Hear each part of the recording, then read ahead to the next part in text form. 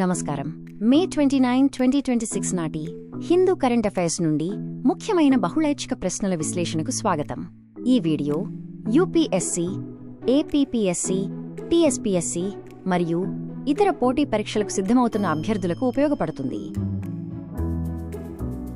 మొదటి ప్రశ్న, పాలిటీ మరియు గవర్నెన్స్ నుండి సుప్రీంకోర్టు ఇటీవల ఇచ్చిన తీర్పు ప్రకారం ఏ ఆర్టికల్ కింద గోప్యతా హక్కును ప్రాథమిక హక్కుగా పునరుద్ఘాటించింది? సరైన సమాధానం ఆర్టికల్ 21. గోప్యతా హక్కు అనేది ఆర్టికల్ 21లో అంతర్భాగంగా ఉందని సుప్రీంకోర్టు నొక్కి చెప్పింది. ప్రశ్న 2, సైన్స్ అండ్ టెక్నాలజీ గురించి. వాతావరణ మార్పుల ప్రభావాన్ని అధ్యయనం చేయడానికి ఇస్రో ప్రయోగించిన ఉపగ్రహం పేరు ఏమిటి? సరైన సమాధానం క్లైమ్ శాట్-1. ఈ ఉపగ్రహం అత్యాధునిక సెన్సార్లతో గ్రీన్ హౌస్ వాయు ఉద్గారాలను పర్యవేక్షించడానికి రూపొందించబడింది. ప్రశ్న 3, ఆర్థిక వ్యవస్థ నుండి.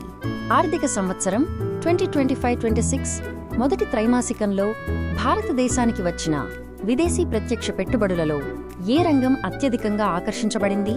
సరైన సమాధానం కంప్యూటర్ సాఫ్ట్వేర్ మరియు హార్డ్వేర్.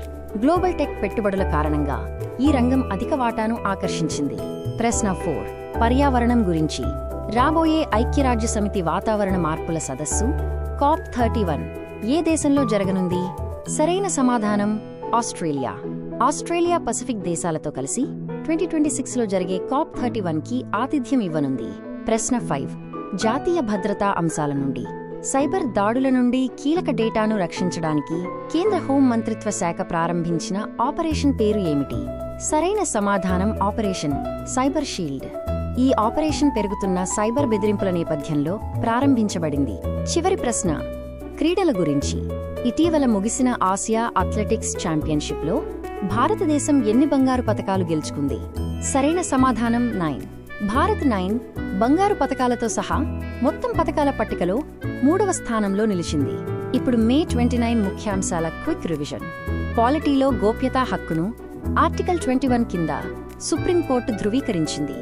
సైన్స్ అండ్ టెక్నాలజీలో వాతావరణ మార్పుల అధ్యయనం కోసం ఇస్రో క్లైమ్ శాట్-1ను ప్రయోగించింది.